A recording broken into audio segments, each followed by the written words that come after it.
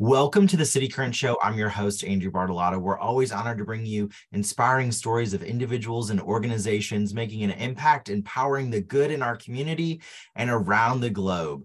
Today, we're talking about transforming lives through the power of music with Songwriting with Soldiers Executive Director, Kristin Starling. Kristin, thanks for joining us today.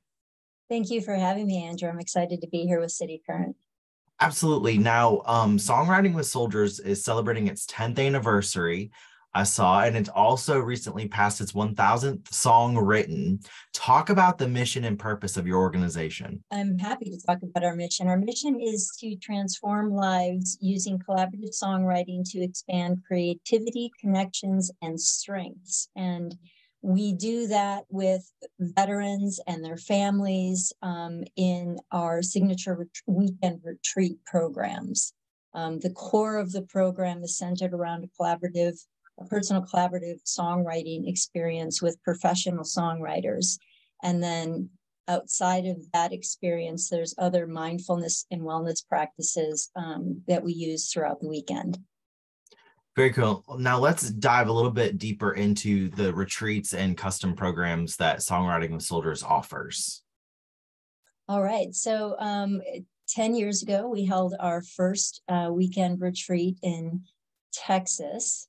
And that is really our signature program. And that is where, when we do our studies and we have our results and whatnot, it's a lot of that is focused on those 3-day weekends. We also do some custom programming with partners where we go in and we provide a collaborative songwriting session, perhaps with a group of veterans or first responders.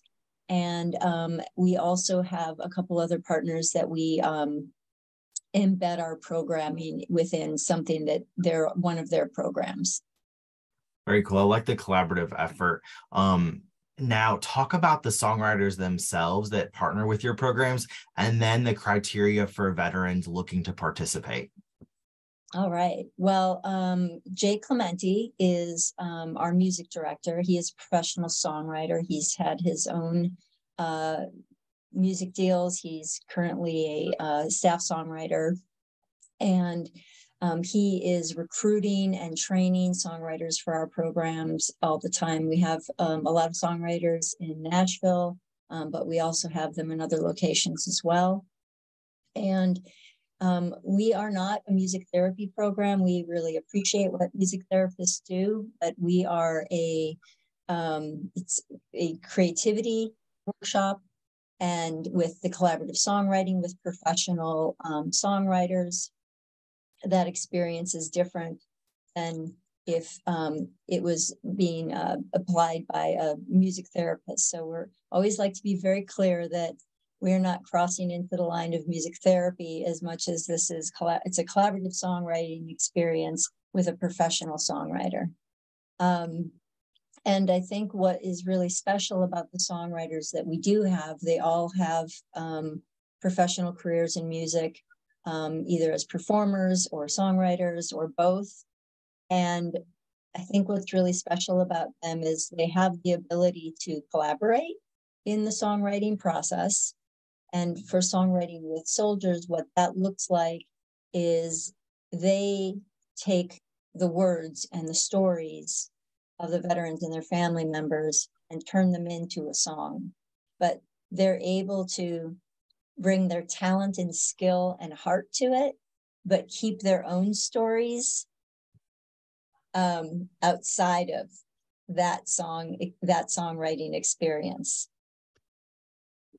So it's a very special type of songwriter that can jump into that world. You've collaborated with PBS in the past. Talk a little bit about that, because I did, of course, listen to some music before our conversation, and there are some tremendous stories that are really just eye-opening about the experiences that these soldiers, veterans have been through, and how they really sing through their emotions and the experiences that they've gone through. That's a great question, because the songs are really an important part of ways that we can scale and reach more people. So as you mentioned, we wrote our 1000th song this year as well. And we've done the nationally broadcasted PBS concert. We've did 3 outreach concerts this year. We did a concert last year in Luckenbach, Texas, and that concert we did again this year on Veterans Day. We had it live streamed. And what we found is that our retreats are very intimate. Generally, it's 8 veterans and 4 songwriters, and then facilitation staff and peer support. But where we can really reach people is when the songs get out in the world. So I received an email just last week that's from somebody who saw the PBS concert that recently re-aired again. They've been re-airing it every November. And she just wrote, she had made a gift in honor of her brother who served and everyone who served in Iraq, and said, you know, I heard about your organization through the PBS concert. We listened to it, and it was just life-changing to hear those stories and have that, a better understanding. There's this bridge that gets built. So we hear that feedback from people who have served, from veterans. We hear that from spouses that we've written with as well. So we write with family members as well. But the other piece of it is that bridge between civilian and military communities. And when we were actually recording the PBS concert, when we were performing it, during an intermission, there was one of our songwriters was approached by one of the audience members, and he was a veteran, and he came to the show with his mother, and his mother just turned to him and said, this helps me understand your experience. This helps me understand what you went through. So it's really interesting, because when somebody serves, everyone serves, the family serves. But sometimes if you're not in that nuclear family, they're not sharing all of the hardship that they're really going through and some of the transition they're going through. So we've heard from a couple people who have not been in the military themselves, but they've had sons or nieces or nephews serving and heard our music and said, oh, it helped me understand that person in my life better. I think that's a great point too, because music is really that universal language. And so for that to be part of them telling their story in a way that's comfortable for them too, I think that is really powerful. And one thing that I also love about Songwriting with Soldiers is the fascinating data that you've been able to put together with the Harvard, Massachusetts General and Home-Based Study. And this results on reduced PTSD and depressive symptoms is astounding. Can you talk a little bit about the findings in that study, or some other data that really proves the work is so important with Songwriting with Soldiers? Sure, absolutely. There's a lot of data out there about music and the positive effects of music on our well-being, for sure. We did a very small pilot with Harvard Mass General, and that was through Homebase, which is based out of Boston. And they had 10 veterans experience just the collaborative songwriting portion of our program. So they had Fitbits that they wore, I believe, for 6 weeks before they had the songwriting intervention, as they called it, for the pilot. And then they continued to wear their Fitbit for another 6 weeks. And they were asked to listen to their song once a day. And the results of that very small study did show reductions in PTSD symptoms and depressive symptoms. That was a really positive element for sure. We've also done a long-term study from our own participants, and those results were also very good, with 77% increased in feelings of hope and optimism, 83% in increase of creative pursuits, and then 78% increase in connection with others. And the best part is 100% of them would recommend the program to anyone. That is great. Those are all great numbers, and just to show, I mean, obviously the need is there for veterans, first responders, but for y'all to not only do the work, but also provide research and studies to showcase how important it is really great. How can the community support your organization? Volunteerism, obviously, donations. How can the community support you? Well, we have, like I said, we have our retreats, and they're pretty small and intimate. So there's not a lot of opportunity to volunteer during our retreats. Generally, what we do, we're not a catch and release program. What we like to do is we like to bring peer volunteers back from previous retreats to help with the programs. So that's been great. Sometimes we do events around the Nashville area. So if somebody's interested in helping to volunteer for one of our fundraising events, we'd love to hear from them. There's a contact button on the top of our website that would be helpful for volunteer opportunities. I think that obviously making a donation to the organization or supporting the organization helps us train additional teams and songwriters. It helps us connect even further with these different advocacy and research partners that we're working with. And really the biggest part of that, where we've really made a big investment in our 10th anniversary, was these outreach concerts and getting the people who need to hear the music to be able to hear it and access it. I mean, we have more than 600 of the songs available on our website. They can be purchased for a donation. They can be sent to somebody as a gift.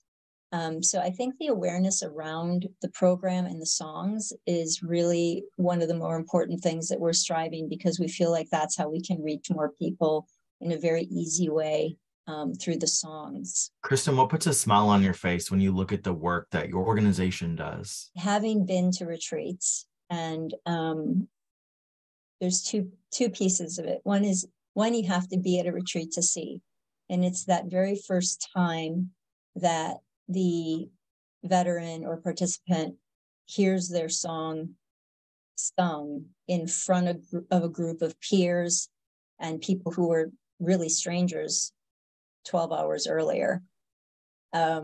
It's that moment of witnessing, of seeing other people put their hand on their shoulder and say, I've been there, I understand that, and nodding their head and going, yep. That is so empowering, and the connections that are made in that moment, it's kind of a vulnerable moment, but it's also this beautiful accepting moment and understanding. And then the next best thing to that is when I hear from our participants how they've shared their song and even other songs in the program after a retreat. So it's really, really amazing to hear that. We had a retreat at our recent 10th anniversary retreat, a Vietnam veteran, and he was using his song on a helpline that he was working on and sharing it with people.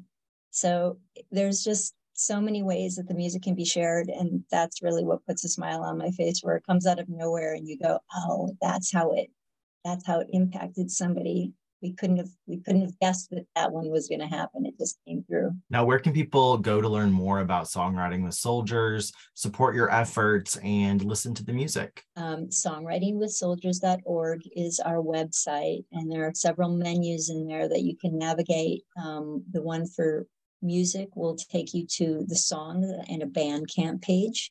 On the Bandcamp page, you can see individual albums from each of the retreats, and also the PBS concert is there. The songs from the Harvard research are there in album format. There's also a song search on our website that is linked to the Bandcamp page, where you can type in a search word and a song will come up if it has that word in the title. You can also search by branch, or if it's a couple song or something about a female experience versus a male experience. So there's some different ways for you to search the songs as well.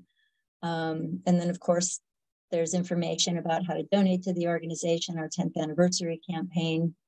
And there's information about our songwriters and also about the program and results from the program. And a really great video page that also has a video of the Luckenbach concert that we held in 2021 and a concert that we did at Club Passim this past September. So those full concerts are available on our website as well. Thank you for all the work that you and your team do with Songwriting with Soldiers. Thank you. It's been a pleasure to be here, Andrew, and I appreciate the work you're all doing with City Current as well.